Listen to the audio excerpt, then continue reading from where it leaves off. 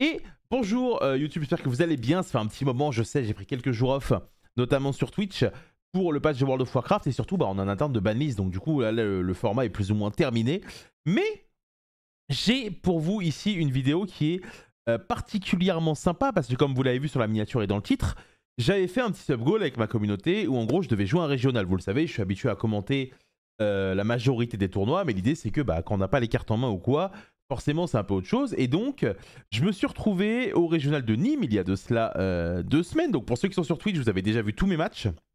Mais pour YouTube, finalement, j'ai pris la décision de vous mettre uniquement la dernière ronde, parce que la dernière ronde est très intéressante, notamment pour vous, parce que vous aimez ça quand c'est un peu piquant et tout, puisque la dernière ronde, pour se qualifier à l'Europe, s'est déroulée contre Samir Bachar. Donc Samir, évidemment, inutile de le présenter, quelqu'un que j'apprécie beaucoup.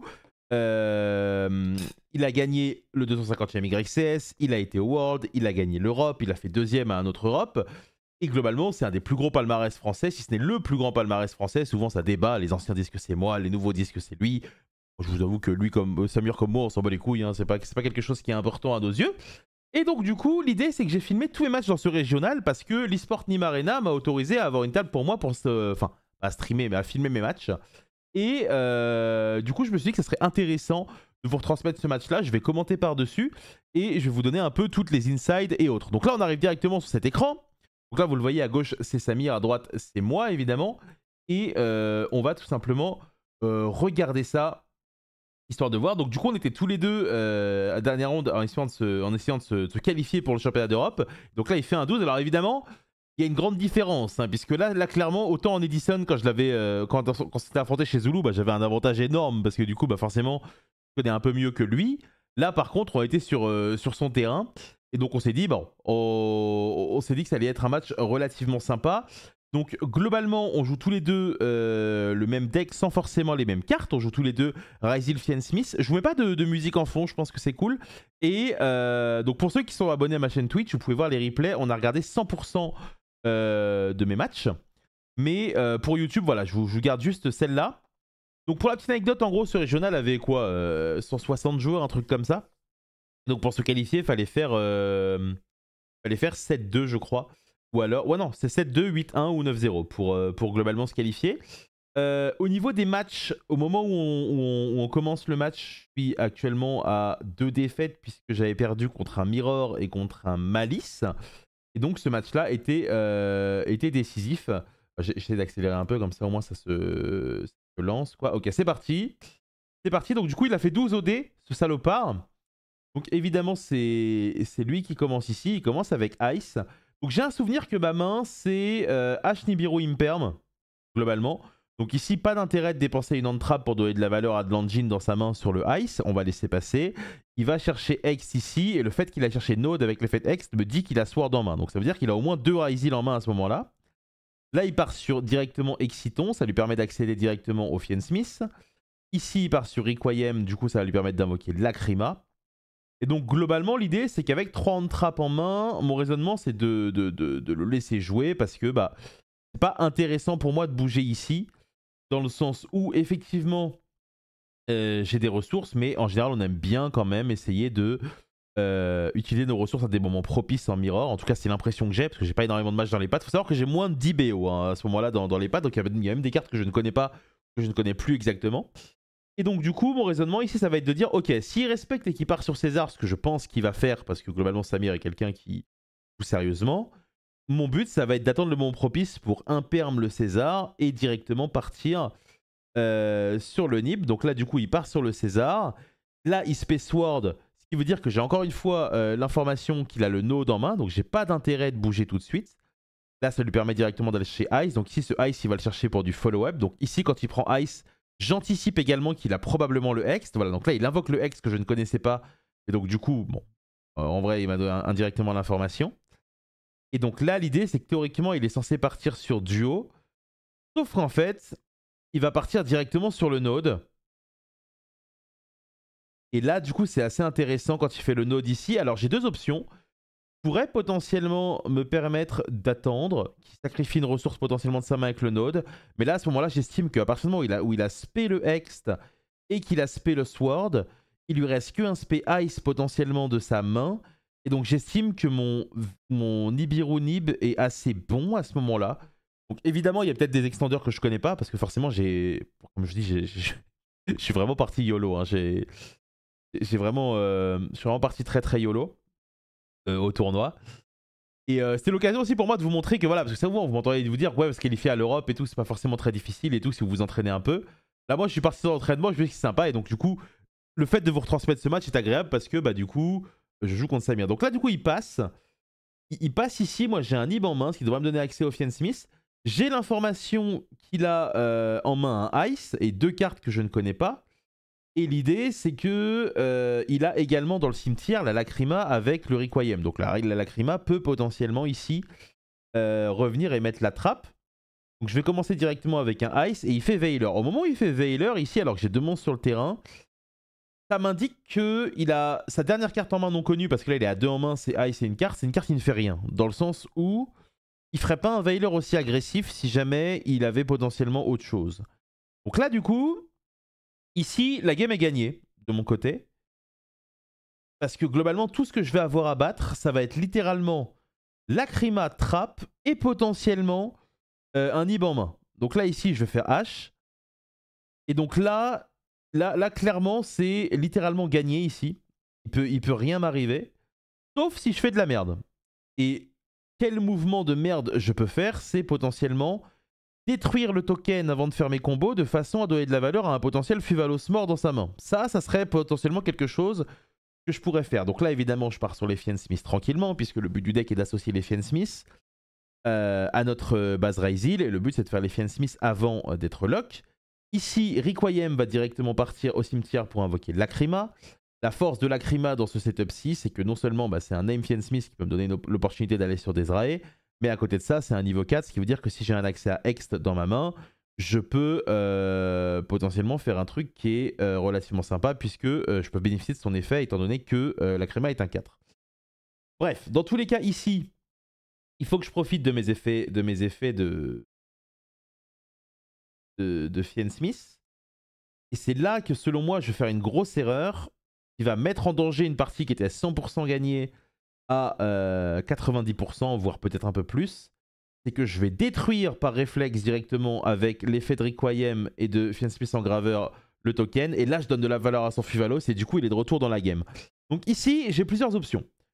Soit je me dis que j'essaye de contrôler, mais l'idée, c'est que je sais que dans la main de Samir, il y a ce Ice qui va être une carte évidemment importante pour son follow-up en plus de ses Fiend Smith. Soit je décide de, entre guillemets, all-in. Parce que c'est mon seul moyen de gagner la game, entre guillemets. Donc là, je vais prendre un petit temps de réflexion, parce que je pense que ça nécessite un petit temps de réflexion, notamment par rapport au nombre de cartes que je vais faire piocher sous Fuvalos, parce qu'il n'y a pas non plus que Nibiru, il y a aussi Veiler. Donc là, je vais Space Sword. Et donc l'idée, c'est que toute spé de mon extra deck ou de mon deck va potentiellement me mettre dans la merde. Que ça va permettre à Samir de piocher une carte. Et donc là, on n'est pas Nib-proof, même si on sait qu'il n'y a que Ice en main. Si on laisse durer la partie, selon moi en tout cas, on se met en danger. Donc là, on va faire duo donc, comme première summon. Et donc le plan de faire duo ici, c'est d'espérer simplement que la première draw n'est pas une interrupt. Dans le cas où la première draw n'est pas une interrupt, on pourra potentiellement aller chercher terrain et node. Et donc mon raisonnement ici, c'est que si je vais chercher terrain et node, je peux le tuer avec le terrain qui me protégera de Nib. Sauf que, vous allez le voir, je n'aurai pas 8000 en fait. Je n'aurai pas 8000. Et donc forcément, ça peut poser problème. Donc là, évidemment, on va aller chercher terrain et node comme prévu. Tac. On rappelle évidemment que duo boost de 100 points d'attaque mes monstres. Ici, terrain, spé, node. On va directement défausser 1 pour invoquer un monstre en position de défense.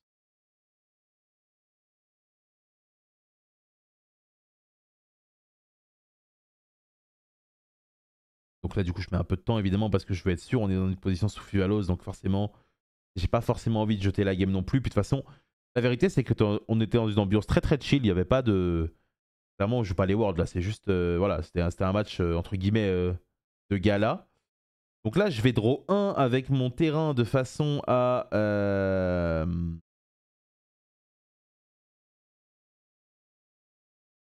de façon tout simplement à avoir plus de ressources.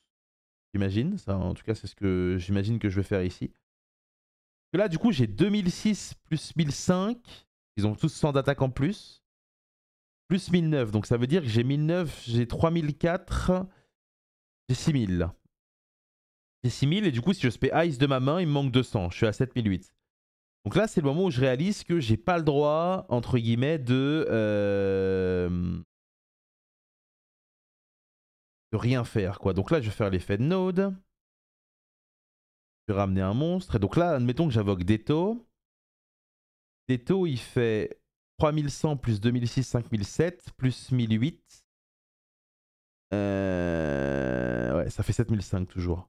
Donc là, je réalise que si je veux tuer mon adversaire, je dois sacrifier mon terrain et espérer qu'il n'y ait pas un nib, quoi. Globalement, à ce moment-là. Alors évidemment, il y a peut-être d'autres lignes, mais le but est de faire piocher le moins de cartes possible sous Fuvalos. Et au moment où j'en suis ici, à partir du moment où j'ai commit, je considère que si je ne vais pas pour tuer alors que j'ai fait piocher autant sous Fuvalos, je vais potentiellement perdre, enfin même quasiment assurément perdre la partie. Donc je vais prendre le risque de le tuer. Je vais spé et dégager mon terrain. Et là je vais partir directement sur Deto pour lui donner une draw pour tenter de le tuer. Et là du coup voilà, il le sait Samir, il regarde cette draw parce que la carte en main qu'il a eu la d'autres fois, c'était pas un nib. Et c'est un draw et du coup il va tout simplement concéder, ça va faire 1-0. Donc globalement, quelques erreurs ici, j'avais aucun intérêt de détruire mon terrain.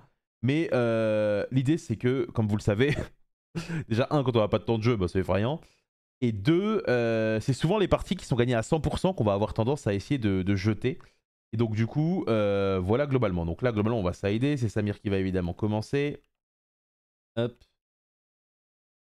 Tac, ça mélange. Et c'est tout simplement parti pour la manche numéro 2. Donc globalement, la manche 2... Moi, mon objectif, c'est de rentrer des cartes pour essayer d'empêcher Samir de jouer. Et lui, son objectif, c'est de sécuriser ses plays. Donc lui, il va tenter de rentrer des cartes comme Crossout et tout. Ici, il commence avec Ice. Et la manière dont je vais gérer mes hand-traps va être totalement différente de la manche 1. Parce qu'ici, j'ai que Veiler. Donc ici, je considère que mon seul moyen d'avoir, entre guillemets, une chance de réduire, entre guillemets, ses plays, c'est que je fasse un Veiler tout de suite et qu'il n'ait pas d'extender. Là, ici, il va me faire un Crossout. Alors vu que c'est un match évidemment qui est filmé où je savais que j'allais faire du contenu avec, et aussi par respect pour Samir, parce que bah, la vérité c'est que c'était pas un match qui était important pour lui comme pour moi non plus, parce que c'est un régio, hein, c'est une dernière ronde de régio. J'ai pas concédé. Ici sur le duo, j'aurais pu considérer de. Enfin, dès que duo pop, j'aurais pu considérer concéder. Mais j'ai pris la décision de. J'ai pris la décision de ne pas concéder. Bah dans le sens tout simplement où ça permet aussi de ne pas forcément montrer des games où juste on est forcément super bien. Si directement il va faire Requiem qui ramène la Krima, il a envoyé le Handgraver avant, mais c'est parce que pas de soucis, vous inquiétez pas. Ici, Handgraver qui arrive, il va faire la Necrokeep, et là évidemment il va pas se faire avoir cette fois-ci pour un potentiel Nib. Là il va directement faire un César et faire les choses dans le bon ordre. Donc globalement, cette manche, il y a pas vraiment de game en réalité. Mais, comment dire. Mais d'un autre côté, c'est aussi pour ça en go first que tu side. Alors lui, vous le voyez, sur la gauche, il avait des super polis. Je crois qu'il avait posté son deck sur Twitter. Et donc du coup, voilà. Alors sa mère, il a un côté aussi avec le deck, c'est que souvent, il va chercher du follow-up. Alors là, c'est marrant parce qu'il active une Bonfire en super. Je n'avais jamais vu de ma vie. Je n'avais littéralement jamais vu de ma vie. Donc là, il va chercher Ext. Il va envoyer Jumeau. Classique. Bon, duo.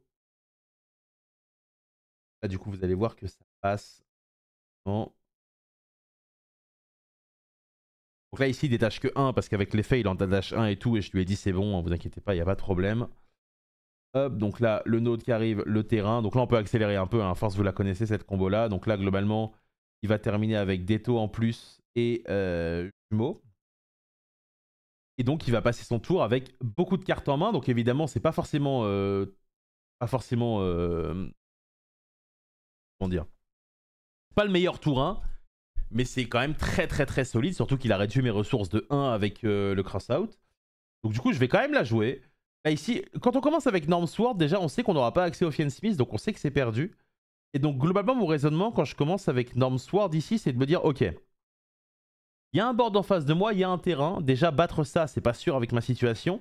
Mais si en plus de ça, il y a une hand-trap, je pourrais rien faire. Donc là, mon but, ça va être de tout faire pour que je puisse Metaltronus le détonator de façon à ce qu'il soit renvoyé dans... Enfin, qu'il soit banni face cachée et que le jumeau ne proc pas. Le problème, c'est que mon Metaltronus, il peut être contré à la fois par César et à la fois par une hache en main. Donc l'idée, c'est que je ne vais pas considérer hache. Je vais considérer que si la hache, je pourrais dans tous les cas pas revenir du tout. Si je vais déclarer Sword. Et donc là, le raisonnement de Samir, c'est de dire, ok, commence avec Norm Sword, c'est très faible. Et donc mon but, c'est de pas laisser TTT jouable. Du coup, l'idée, c'est que TTT, souvent, vous ne pouvez pas forcément jouer autour, mais vous pouvez faire en sorte de la rendre le moins pire possible. C'est ce qui va différencier un bon joueur d'une merguez, globalement. Là, ici, Samir décide de laisser passer, ce qui va me permettre d'aller chercher directement le Hext. Et donc, mon but, dans un premier temps, ça va être tout simplement, vu que je ne peux pas avoir accès au Ryzil, au Fiendsmith, pardon, certes de me lock en 4, mais de negate le César. Voilà, globalement, le but ici. Donc, je vais faire un Hext. Normalement, si je ne suis pas trop débile, j'envoie Aggregator, voilà.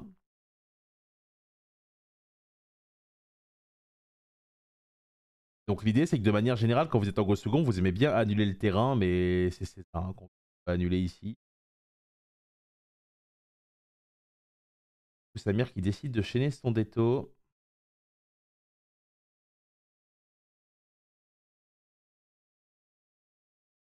Donc César qui est simplement negate. Donc ça va me permettre d'aller chercher directement une deuxième sword que je pourrais spé étant donné que j'ai normal summon la première sword. Ça c'est globalement... Voilà, donc de mon côté du coup, on a déjà fait l'aspect de Hex, on est lock en 4. Par contre, on a encore le terrain à battre, Déto, Jumeau et potentiellement une ressource en main qu'on ne connaît pas. Parce que quand Samir termine avec 4 cartes en main ici, on se doute qu'il y a potentiellement quelque chose. Et donc mon but ici, ça va être d'essayer de... En fait, dans ces moments-là, tu essaies de le pousser à l'erreur. Et effectivement, je ne l'ai pas dit, mais il y avait aussi la Krima à battre. Donc va donner l'accès au terrain. Donc c'est complètement très... Enfin au terrain, au trap. Évidemment très très dur. Il va directement ramener Requiem, effet de Requiem pendant mon tour, mais la trappe. Donc de nouveau une interrupt à battre. Là clairement vous le voyez, c'est très très compliqué. Alors j'ai un TTT en main, mais globalement mon but, comme je le disais, c'est que je peux pas battre H. Donc mon but premier, ça va être de tenter de Tronus en espérant qu'il n'ait pas H le Déto, et derrière de faire TTT pour jouer. Le truc, c'est qu'on aurait pu aussi avoir le raisonnement inverse et se dire que je peux essayer de faire TTT pour jouer into potentiellement le Tronus. Et ça me fait pas avancer et me mettre dans une position qui bat un follow-up de Ice en main plus les Fiendsmith. Donc du coup, je considère que ça sert pas à grand chose. Surtout qu'en plus, bah, j'ai 2 TTT en main et il y a un moment où il va voir, il va se douter que j'en ai un deuxième en main parce que je vais en défausser un. Et du coup, il va tout simplement... Donc là, mon but ici, c'est d'essayer de forcer la trappe, hein, évidemment.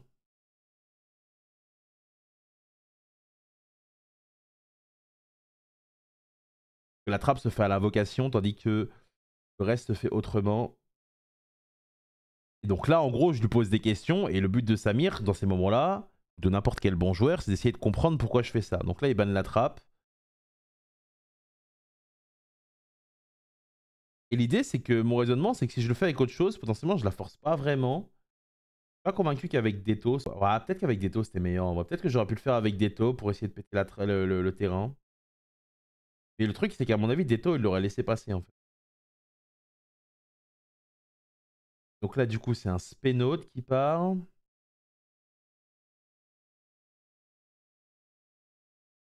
Là, le problème, c'est que voilà, quand je défausse TTT ici, il se doute que j'en ai un autre et que du coup, mes 2 cartes en main, c'est TTT et une inconnue.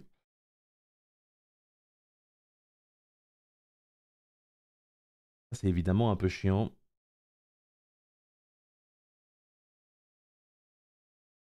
Là, il décide de des taux. Je vais tenter de chaîner Cronus ici.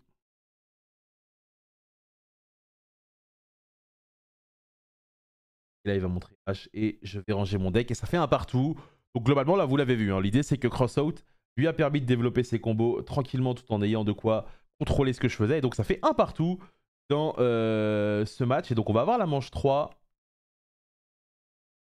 Alors la manche 3, elle est très intéressante parce que vous allez le voir extrêmement mal dans cette manche 3. Mais je vais essayer de vous expliquer pourquoi et ce qui s'est passé dans ma tête à ce moment-là. Bon, évidemment, le pourquoi, c'est simple, hein, j'ai aucun temps de jeu. Mais ça reste relativement intéressant.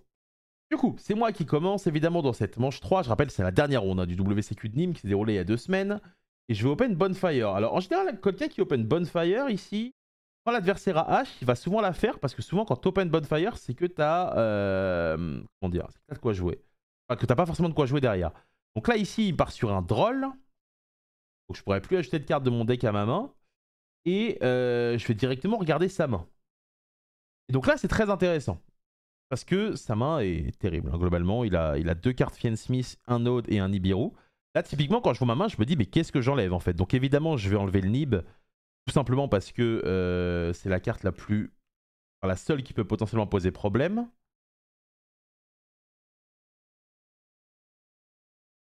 Hop. Je vais accélérer un peu parce que je veux pas forcément que la vidéo soit trop longue pour vous non plus. Hein. Le but, c'est pas de... Le but, c'est pas non plus que vous ayez une vidéo d'1 heure à regarder. Là, je lui enlève le Nib. Donc du coup, il va lui rester Node, Lacrima et Lery. L'idée, c'est que ouais, je connais toute sa main, mais par contre, je suis sous Droll. Donc évidemment, il va falloir quand même que je fasse attention. Et en plus, là où ça va être intéressant, c'est que là, à ce moment-là, je me dis, c'est bon, c'est terminé, j'ai gagné. Après, évidemment, il reste une carte à piocher, donc on sait jamais. Donc là, ici, je pars sur Ice. Évidemment, Duo ne pourra pas être utilisé ce tour, ça c'est toujours un peu embêtant. On invoque Hext. Là, on devrait normalement, si je suis pas trop naze, partir en Fiend Smith. C'est aussi pour ça que Droll est pas très bon contre Razil Fiend Smith, parce que ça n'empêche pas d'accéder au Fiend Smith grâce à la Moon. Voilà, donc on a fait Moon Requiem, invoque Lacrima, Melandgraver. Donc l'idée, c'est qu'en enlevant le Nib, je me permets d'avoir cette possibilité de jouer avec Dezrae. Et ce qui est marrant, c'est que vous allez le voir, je n'ai jamais lu Dezrae de ma vie. Hein. Non, vraiment, c'est effrayant. Donc là, du coup, ici, j'ai mon Engraver. Il n'y a pas d'information côté Samir, savoir si j'ai un extender ou pas. Un extender Ryzil, puisque du coup, il m'a fait drôle. Et l'idée, c'est que ça, je peux vous le dire, j'en ai un, je crois, de mémoire de extender Ryzil, mais je me dis, je le garde pour le tour d'après. Parce que dans tous les cas, si avec sa main, il passe pas à mon tour là, vu que j'ai les Fiend Smith derrière, il m'arrivera rien, en fait. Gagner. Donc là, du coup, on va partir sur Graver.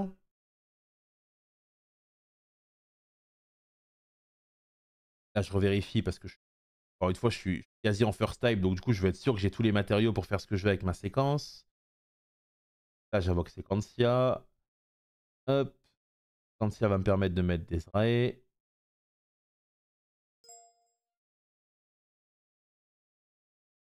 Là, directement, on va partir sur Agnum Day qui va se rééquiper avec son Quick Effect. Et on va mettre séquence de façon à ce que Desrae ne soit pas ciblable. Et donc là, à ce moment-là, ma main, si je me rappelle bien, c'est un Ryzil, Veiler, Nib. Donc en fait, l'idée, c'est que... Alors attendez, parce que je suis sur TeamSpeak en même temps, c'est absolument terrible. Hop.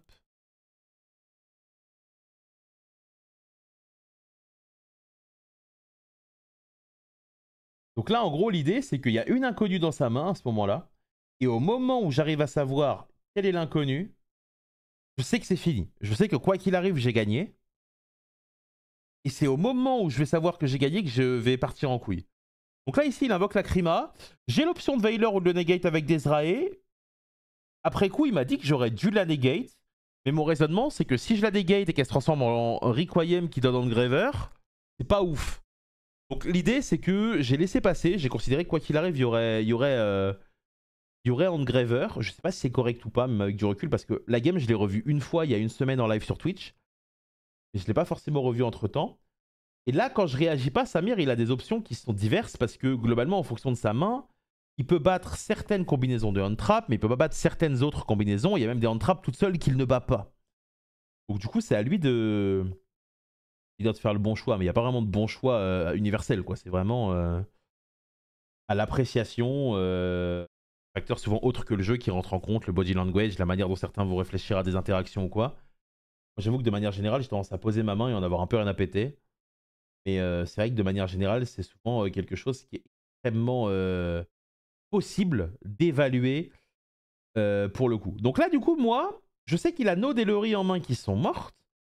Et donc, il y a juste cette dernière carte qui me fait peur. Cette dernière carte, quelles sont les cartes qui peuvent me faire peur? TTT, TTT que je peux dégate avec Desrae et autres. Et en fait, là, on va se retrouver dans le scénario où normalement, il va me révéler sa nouvelle carte. Et c'est là que je vais totalement me relâcher parce que je sais que c'est fini.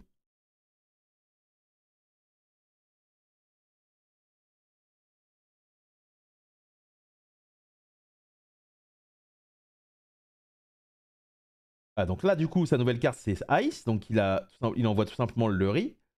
Et donc là, il va partir sur une invocation Xyz. Il invoque Exciton, que j'ai pas vu depuis 2014. Je n'ai jamais lu cette carte, hein, je vous le dis. Vraiment, je n'ai pas cherché à comprendre. Parce que j'ai plus de cartes que lui, du coup, il peut tout me péter. Et donc là, à ce moment-là, je sais que c'est Node dans sa main. Et je sais que quoi qu'il arrive, vu que j'ai Nibiru en main, je ne peux plus perdre. C'est terminé. Et c'est là que le cirque va commencer, le cirque par derrière. Parce que du coup, vu que je peux plus perdre, je vais faire n'importe quoi. Donc là, du coup, je vais faire Desrae pour negate Exciton. Donc il a réussi à me forcer une ressource qu'il connaissait. Et donc il va lui rester Engraver et Node. Et donc là, du coup, il le redéclare après. Et moi, je suis en mode, bah attends, c'est chelou, il peut faire ça. Et en gros, au lieu de lire Desrae qui annule complètement la carte, comme un débile, dans ma tête, je me dis, bah ça annule une fois l'effet. Et en fait, j'ai fait le demeuré, tu vois. Et donc, du coup, ici, il va se passer un move illégal. Malheureusement, on n'a pas vu tous les deux. C'est que du coup, je vais Veiler. Là, je vais Veiler. Et en gros, l'idée, c'est que le Veiler n'est pas activable parce que Exciton n'a pas d'effet, en fait. Il est totalement annulé par Desrae. Donc, théoriquement, il y avait eu un arbitre, il m'aurait dit de reprendre mon Veiler. Si j'étais pas au courant, Samir était pas au courant. Et dans tous les cas, en gros, au moment où je fais mon Veiler, attendez,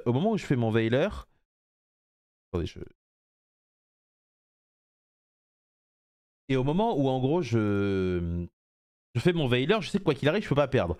Alors la réalité, c'est que j'aurais dû garder mon Veiler à ce moment-là. Et que du coup, quand il spéno d'ici, bah, j'ai un Veiler en plus et globalement, je suis tranquille. Mais en fait, l'idée, c'est que malgré tout, je suis quand même tranquille. C'est-à-dire que au lieu de passer à 100% gagné, je suis à allez, plus de 90, mais voilà. Et donc ça, c'est un gros risque que je vous invite à ne pas reproduire si vous jouez à Yu-Gi-Oh! Faites attention à ce que vous faites. Globalement, surtout quand vous êtes sûr de gagner. Donc là, ici, du coup, son duo va se résoudre. Et là, au final, la game commence à partir dans une game qui va se jouer alors que j'avais 100% gagné. Mais encore une fois, moi, mon raisonnement, en fait, à ce moment-là, c'est que je me dis, bon, c'est ma faute, tu vois, c'est pas grave. Alors, globalement, son node est passé. Même s'il va chercher terrain, il n'y aura aucun monde où le Nib va pas pop et la Desrae va pop le terrain. Donc, je suis pas forcément inquiet, vu qu'il a plus de matériaux sur le duo. Mais à ce moment-là, globalement, je suis pas forcément inquiété. C'est-à-dire que souvent, ce qui arrive à certaines personnes quand ils font une erreur, c'est qu'ils restent bloqués sur l'erreur et comment dire, et ça va les hanter pendant tout le match. Là, moi, c'est déjà sorti de ma tête. Je me dis bon, j'ai jeté un Veiler gratuit, tant pis pour moi, c'est pas grave. Concentre-toi sur le Nib et sur le reste et sur son prochain tour derrière, de façon à de façon tout simplement à gagner cette game derrière, quoi. Donc là, du coup, il va faire Aggregator sur Agnum Dead de façon à avoir le droit directement de target mon Desrae. Donc moi, du coup, je pars sur Nib, il a plus de ressources en main, et donc Desrae va péter son terrain, et il se retrouve à poil, alors que moi, j'ai un Ryzil en main. Donc du coup, malgré, entre guillemets, ma très grosse erreur, je suis trop bien.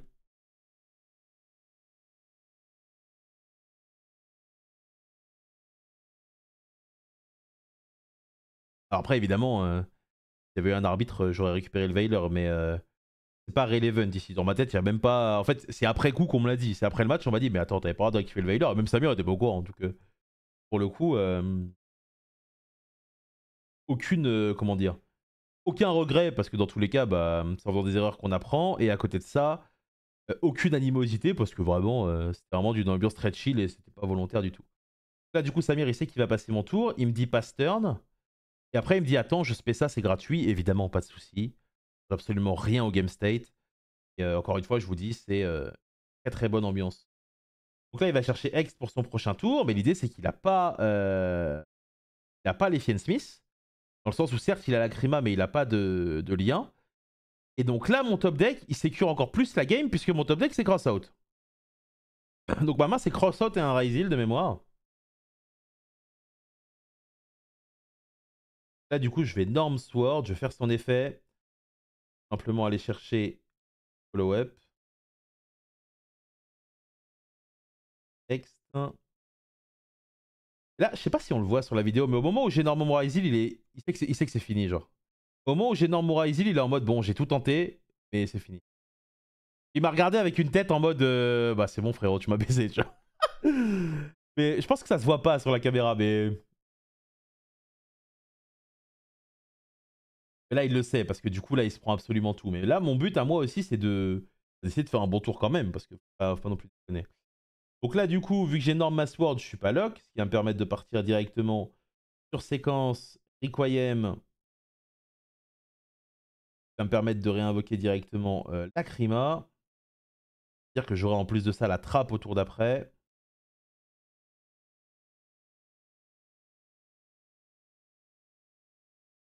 Là, mon but, ça va être tout simplement de sécuriser la game. Alors, je suis désolé parce que la vidéo YouTube est peut-être un peu longue. Peut-être un peu longue, je suis désolé. Je me suis dit que ça serait intéressant peut-être pour ceux qui veulent faire des régios de temps en temps de détailler un peu mes propos. Donc voilà pourquoi c'est un peu long. Peut-être que j'aurais dû mettre la vidéo en 1.25, j'avoue que j'ai pas réfléchi à ça. Donc là, ici, je vais directement péter le token.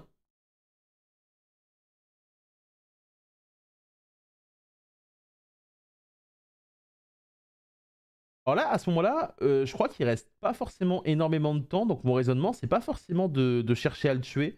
C'est plus de faire un board qui fait que 1, je mets des dégâts et 2, je peux plus perdre. Parce que globalement, souvent, les gens ont tendance à interpréter des miss létales ou autres, qui seraient peut-être un peu durs à voir, ou pas forcément durs, mais whatever, pour des très grosses erreurs, alors que le plus important, c'est pas forcément de tuer en un tour, c'est d'être sûr de gagner. Je pense que c'est globalement un thinking process qui a toujours été très important dans Yu-Gi-Oh! Et ici, on va directement renvoyer Agnum Day pour invoquer Dezrae.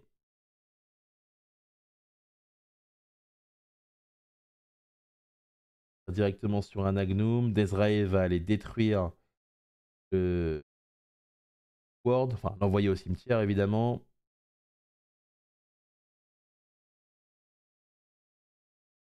Là, du coup, je vais faire l'effet d'Agnum Day pour ramener Lacrima. L'idée de ramener Lacrima ici, c'est de pouvoir spé Hex et faire son effet comme ça, j'ai des niveaux 4. Effet de Hex va me permettre d'aller chercher directement Sword ou Node, c'est pas forcément très relevant ici. Vu que je suis en Go First, théoriquement, j'ai 3 Swords. Bon. Là, du coup, ça me permet de partir sur du haut. Donc là, globalement, voilà, j'aurais peut-être pu tuer avec une ligne Chaos Angel plus des niveaux 4. Mais globalement, mon raisonnement, c'est que je veux juste être sûr de gagner la game, avoir accès à mon terrain, avoir accès à tout. Tac, le terrain, j'ai le node en main encore. Ici, on n'a rien à péter. Je vérifie mes 1. Ward. Le fait d'avoir pioché Crossout aussi fait que je peux jouer beaucoup plus vite. C'est toujours évidemment très agréable. Bah, vous connaissez de toute façon, si vous jouez à Yu-Gi-Oh! Le fait d'être en mode un peu je m'en bats les couilles, si je peux être un peu grossier, c'est toujours très agréable. Donc là, ici, je vais faire l'effet de. Je vais piocher une carte de façon à avoir potentiellement une autre carte à défausser pour l'effet de node. Tac. Pas défausser out évidemment.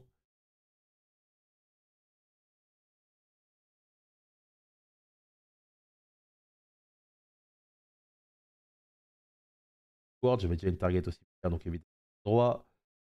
Partir sur des taux. Et directement le Ips. Donc du coup, là, je dispose de Lacrima qui va réinvoquer potentiellement Agnum Day qui me ramène Dezrae. De ça, plus ça. Donc c'est vraiment quelque chose qui est vraiment très fort. Là, ici, Samir qui touche sa carte. Et là, il peut rien m'arriver. Là, vraiment, il peut rien m'arriver. Je vais quand même avoir comment dire, des mauvais séquencing, étant donné que, assurément, il peut plus rien m'arriver. Donc là, ici, il va déclarer jumeau et ext. Et là, pour des raisons que j'ai pas, je vais laisser passer le ext. Évidemment, je vais annuler les jumeaux. Pour des raisons que j'ai absolument pas, ici, je vais décider de laisser passer le ext, hein, comme un idiot bête.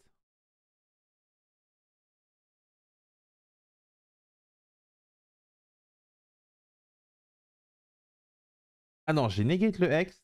Ok, j'ai negate le ext et j'ai bestial. J'avais plus un bestial du coup avec le terrain, ok.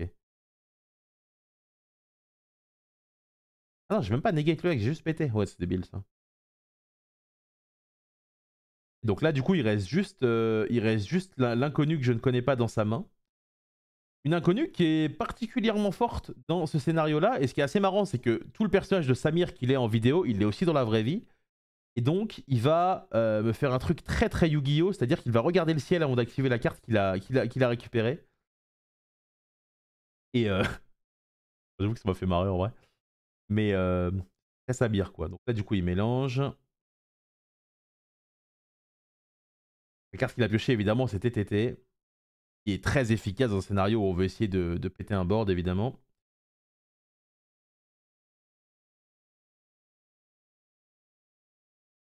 Et il va réfléchir. Le match a quand même fait ouais, un bon 40 minutes. Hein. C'est-à-dire que là, on est quand même à 35 minutes de vidéo. C'est vrai que c'est pas souvent que je sors des vidéos un peu longues comme ça, mais je trouvais que, encore une fois, que ça valait le coup. Parce que bah, on se rencontrera pas toujours. Hein. Je fais au maximum un tournoi par an. Donc là, ici, il va activer TTT. Je vais chaîner Crossout et dire TTT. De façon, évidemment, à ce que le TTT n'ait pas d'effet. Donc là, il va lui rester sa dernière carte en main que je connais. Et il va lui rester un Handgraver. Là, du coup, à ce moment-là, on est repassé du coup à 100% de victoire. Il va quand même mettre directement Handgraver. Je le mets au cimetière en mode est-ce que tu peux le negate? La réponse c'est non. Il peut venir, c'est Handgraver, il n'y a pas de problème.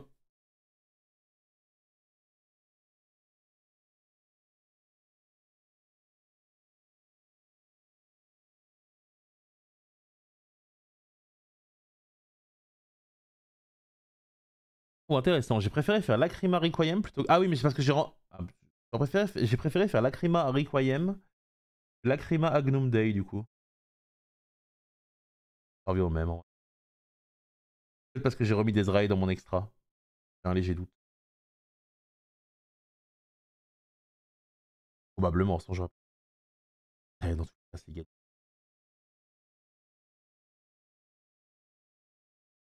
Là, du coup, il invoque Sword. Et je vais faire le terrain sur la Sword. Et là, du coup, il va lui rester son Engraveur. Et il va concéder. Donc, du coup, voilà le résultat de ce match. Je sais qu'il y a beaucoup de gens qui me suivent pas forcément sur Twitch qui ne connaissaient pas le résultat de ce match. Mais oui, du coup, j'ai gagné 2-1. Pas énormément de mérite, évidemment, sur les plays. Moi, j'ai tendance à les justifier par mon temps de jeu, mais ça ne se justifie pas tout, hein, pour le coup. Mais voilà, plutôt content de la manche 1 en réalité, malgré le délire du Fuvalos. Déçu de la manche 3 que j'aurais pu clôturer un tour plus tôt. Et voilà, donc j'ai trouvé que c'était quand même relativement sympa de vous retransmettre tout ça. J'espère que ça vous a plu, n'hésitez pas à vous abonner. Je suis de retour sur Twitch dès demain. Je sais que ça fait 3 jours que je suis pas là. Donc les gars, demain à partir de 11h, on sera là quasiment tous les jours. On commence l'arc entraînement pour le CDF. Il va y avoir énormément de lives qui vont être faits de façon à vous aider à vous préparer pour les decks. Notamment, on a fait ça chez Zulu. Il y a des vidéos sur Zulu Replay. Vous pouvez voir un peu comment j'essaye de vous aider. Vous me direz si c'est quelque chose qui vous plaît.